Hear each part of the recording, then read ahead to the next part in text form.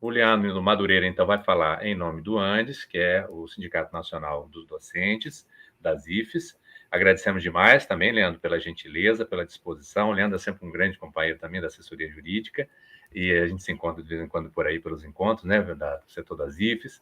E, Leandro, passa a palavra e depois a gente abre os debates. Perfeito, muito obrigado, professor. Boa noite a todos e todas. Eu queria, primeiramente, agradecer ao convite feito pela ASPUV, em nome do professor César, agradecer também a parceria de sempre com o professor Mário Mariano, agradecer a fala e a contribuição do deputado Rogério, do colega Mataus, da Elma e da Tereza, que estão aqui nesse debate. Primeiro, antes de entrar no assunto e de falar também sobre o decreto, eu queria saudar os espectadores que têm aqui enchido o nosso chat de questionamentos. Eu espero conseguir, na minha fala, atender às principais angústias que vocês externam aqui. Eu queria começar dizendo uma circunstância que me parece fundamental para que as pessoas entendam o que significa esse decreto. Hoje, no Brasil, nós temos 3 regimes de previdência. Nós temos o regime geral de previdência, que é destinado para os trabalhadores da iniciativa privada e para os servidores públicos não estáveis. Nós temos o regime próprio de previdência, que é designado para os servidores detentores de cargos efetivos. Então, todo servidor estatutário com cargo efetivo vincula-se a um regime próprio de previdência, destinado exclusivamente para servidor público. E nós temos o regime de previdência complementar, que é um regime de natureza privada, ele não tem a natureza pública, ele sequer é um regime obrigatório, mas ele existe tanto para trabalhadores da iniciativa privada quanto para servidores públicos. O que se está em discussão com esse decreto é a migração da gestão, e somente da gestão, das aposentadorias e benefícios previdenciários dos servidores públicos para o INSS. Então, nós temos regime geral de um lado, regime próprio de outro. O regime geral é gerido pelo INSS, o INSS é uma autarquia federal, composta por servidores públicos também, e essa autarquia que faz a gestão, seja na parte de custeio, no recebimento de contribuições previdenciárias, seja na parte de pagamento de benefícios para quem é trabalhador da iniciativa privada. Aqui no regime próprio, ninguém paga INSS, o que vocês pagam é PSS, o Plano de Seguridade Social. No regime próprio, a gestão das aposentadorias e pensões não é feita por um órgão específico, é feita por cada departamento de recursos humanos de cada órgão. Obviamente, obedecendo à legislação federal, sendo submetido aos critérios do extinto Ministério do Planejamento, hoje Ministério da Economia, também tendo a subserviência ao Tribunal de Contas da União. Mas o regime próprio de previdência, destinado somente aos servidores públicos, até então fazia a gestão de todos os benefícios previdenciários. A arrecadação sempre foi feita pela Receita, mas a gestão do benefício, análise lá se o servidor cumpriu o requisito de tempo de contribuição, cumpriu idade, cumpriu o tempo de serviço público, era feito até então, e em alguns lugares ainda pelo regime próprio, por cada departamento de recursos humanos. Com o decreto, o que acontece? Essa gestão deixa de ser do regime próprio e passa a ser feita pelo INSS. Significa que eu vou aplicar as mesmas regras de aposentadoria e pensão do INSS para o servidor público? Não. As regras de acesso aos benefícios previdenciários dos servidores públicos são totalmente diferentes das regras de acesso a benefício previdenciário dos segurados do INSS. As regras não serão alteradas nesse ponto pelo decreto 10.620. Tá? Então, é importantíssimo que todo e toda servidor e servidora consiga compreender que aqui a gente está falando de uma alternativa do governo federal na administração das aposentadorias e pensões dos servidores públicos, mas não estamos falando de aplicação das mesmas regras do INSS para o servidor público. Esse ponto é crucial para que a gente consiga fazer esse enfrentamento. Não vou entrar nos meandros de inconstitucionalidade, de ilegalidade do decreto, porque ele é evidentemente inconstitucional, e os colegas que me antecederam bateram bastante nesse ponto. eu também sou radicalmente contrário ao decreto e também defendo que esse decreto deve ser extirpado do nosso ordenamento jurídico, mas é importante que a gente destaque que não estamos falando de aplicação de regras do INSS para o servidor público, e sim de mudança da gestão das aposentadorias e pensões dos servidores públicos para o INSS, migrando para o INSS. E, Leandro, o que isso me traz de prejuízo? Tudo. Por que traz prejuízo no meu dia a dia, no dia a dia de você, servidor público? É que o INSS ele não consegue operacionalizar tantos mais benefícios assumindo o regime próprio de previdência para si. Não há pessoal suficiente para lidar com os benefícios previdenciários dos trabalhadores da iniciativa privada hoje. A gente teve, no começo do governo Bolsonaro, chamamento de militares aposentados para servir ao INSS para tentar diminuir uma fila que passava de mais de 1 milhão de benefícios esperando a concessão. Então, aqui é uma decisão eminentemente política e absolutamente prejudicial ao trabalhador. E por que se opta por esse tipo de decisão? Quanto mais se demorar na análise de benefícios previdenciários, menor vai ser o custo do governo federal no pagamento desse servidor enquanto aposentado e na necessidade de contratação de um novo servidor. Então, quando há essa opção de gestão, há também um interesse econômico. Não é somente o interesse de achincalhar o serviço público e de destruí-lo para privatizá-lo, apesar de ser esse um ponto importantíssimo, mas também temos uma circunstância de permitir que o capital de giro do governo federal fique ali gerindo outros interesses que não os interesses dos aposentados e dos pensionistas. Ultrapassada essa questão do decreto, e aí óbvio que as perguntas que vierem a gente pode tratar mais à frente, eu queria falar sobre a reforma da Previdência, porque a reforma da Previdência foi aprovada lá em 2019 e, sem sombra de dúvidas, é a reforma mais dura, é a reforma mais cruel que nós já tivemos em nosso ordenamento jurídico. E aí, gente, eu não estou falando só de aumentar critério de tempo de contribuição, nem aumentar a idade mínima, e aqui eu posso, tanto nesse momento quanto em um momento seguinte, especificar cada uma das regrinhas para que vocês consigam observar onde está a vida individual de cada um de vocês, mas nós temos alterações que foram promovidas pela Emenda Constitucional número 103, que são absolutamente prejudiciais para todo mundo, inclusive para quem é trabalhador em atividade, e não somente para o trabalhador aposentado. Nós tivemos modificações que podem gerar, por exemplo, o equacionamento de déficit previdenciário no regime próprio de previdência para o servidor público. E o que isso significa? Significa o chamamento do servidor público para pagar o déficit da Previdência, o alegado déficit da Previdência do serviço público. Isso não é uma intenção do governo de implementar no futuro, isso já está implementado e pode ser cobrado a qualquer momento. Por que isso é extremamente prejudicial para o servidor público? Porque hoje as contribuições previdenciárias que vocês pagam, todo aquele desconto que é feito a título de PSS, que é a contribuição previdenciária, ele é destinado para a União Federal de uma maneira mais ampla e ele responde pelo pagamento das aposentadorias e pensões vigentes naquele momento. Então, há um pacto intergeracional entre a geração que está em atividade com a geração que está aposentada, de que as contribuições previdenciárias serão uma parte do custeio desse sistema previdenciário. É muito fácil para o governo, não estou dizendo que é o que acontece na realidade, mas para o governo é muito fácil utilizar os números para evidenciar um suposto déficit da Previdência, sobretudo no serviço público, porque a gente tem uma série de circunstâncias. Se formos analisar o serviço público como um todo, juntando o judiciário e o legislativo, há déficit da Previdência. Se formos analisar carreira a carreira, não há déficit. Se formos analisar só o executivo, o déficit é menor. Então, há toda uma perspectiva de alteração dos números da Previdência que podem fazer com que o déficit da Previdência esteja latente, esteja evidente.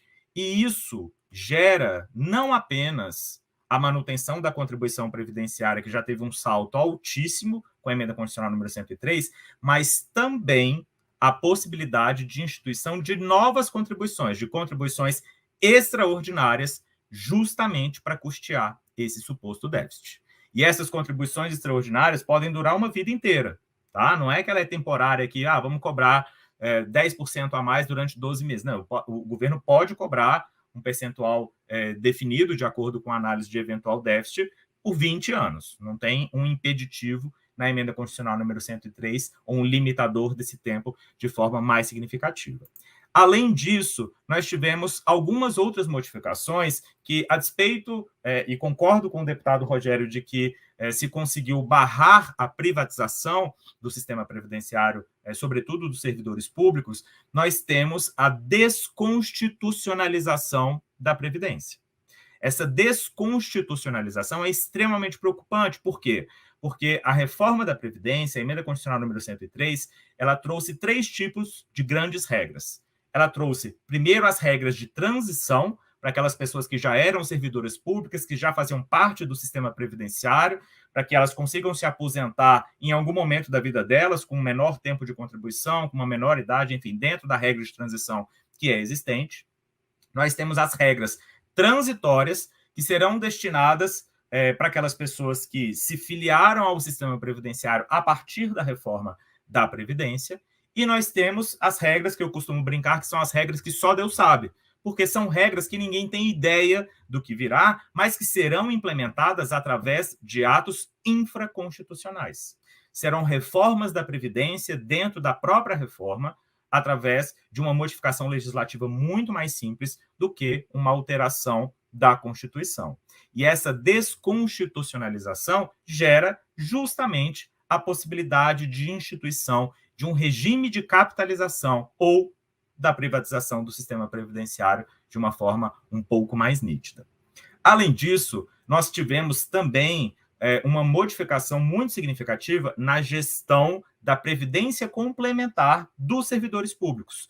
Como vocês sabem, houve a instituição do FUNPRESP lá em 2012, quando ele foi criado, e esse FUNPRESP é uma entidade de natureza privada, mas ele é destinado exclusivamente para quem é servidor público, através de uma entidade fechada para servidores públicos. Com a reforma da emenda constitucional número 103, há a possibilidade de que essa gestão da previdência complementar seja feita por instituições bancárias e instituições financeiras. Então, pode-se desconstituir o FUNPRESP, a entidade FUNPRESP, e passar a gestão dessas aposentadorias ou dessas complementações de aposentadoria dos novos servidores, por exemplo, para o Itaú, para a XP Investimentos, enfim, para qualquer firma que trabalhe com questões financeiras ou com questões econômicas ou com instituições bancárias dentro do nosso país. Esse ponto é extremamente preocupante e ele não tem um atingimento direto, ou ele não gera tanto burburinho, porque ele não aumenta o tempo de contribuição e não aumenta a idade mínima, mas ele gera uma preocupação muito significativa para o futuro, a médio e longo prazo, sobretudo para quem é servidor mais recentemente. Além disso, nós temos a possibilidade de majoração de idade mínima por lei complementar, que era algo que até então nunca foi instituído por qualquer outra reforma. Nós tivemos a possibilidade de que a gestão dos benefícios por incapacidade, como invalidez e morte, sejam feitas pelo setor privado, através de uma seguradora, que deixa, que torna muito mais vulnerável a concessão desses benefícios para os servidores públicos. E, como eu disse, a gente tem essa possibilidade de instituição da contribuição previdenciária para o equacionamento de déficit por pelo menos 20 anos.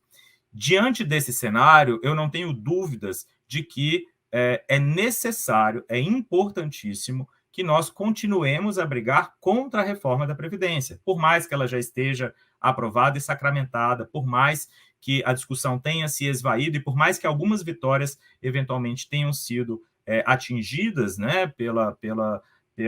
pelo parlamento à época da apresentação da reforma, mas ainda precisamos lutar para que as reformas nos estados e nos municípios não ocorram à luz da reforma da Previdência que aconteceu na esfera federal. Também é necessário que nós briguemos, e aí judicialmente, pelas discussões que ficaram de uma forma muito mais obscura na reforma de 2019. Então, é necessário trazer provocações, trazer reflexões sobre o texto da reforma que sejam discutidas na esfera judicial e que, eventualmente, consigam obter algum tipo de melhoria na vida do servidor público. Eu vou falar rapidamente, porque meu tempo já está se esvaindo, sobre uma circunstância que também me preocupa muito no que se refere às regras de transição.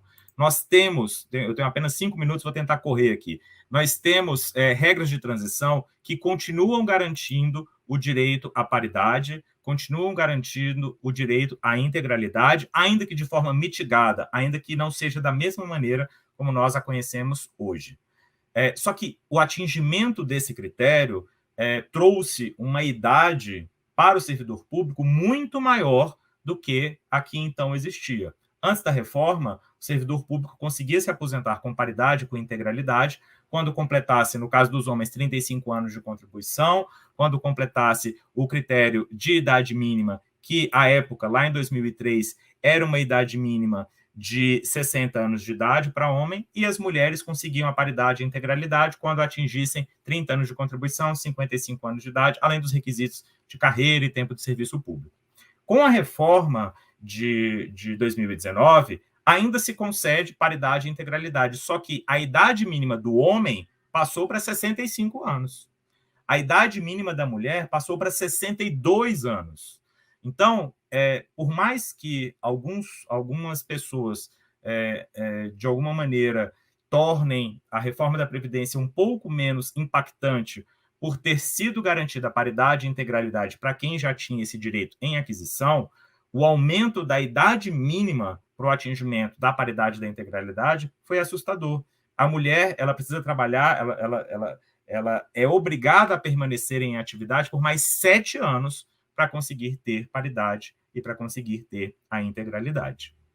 E, além disso, nós tivemos uma modificação também muito significativa no que se refere a tempo de exigência de serviço público. Antes da reforma da Previdência, bastava que o servidor tivesse 10 anos de serviço público para conseguir se aposentar. E com a reforma de 2019, essa exigência passou a ser de 20 anos no serviço público. Aqui na Universidade de Brasília, na UNB, que é quem eu também assessoro como advogado, a gente tem uma série de servidores que fez um ingresso mais tardio no serviço público.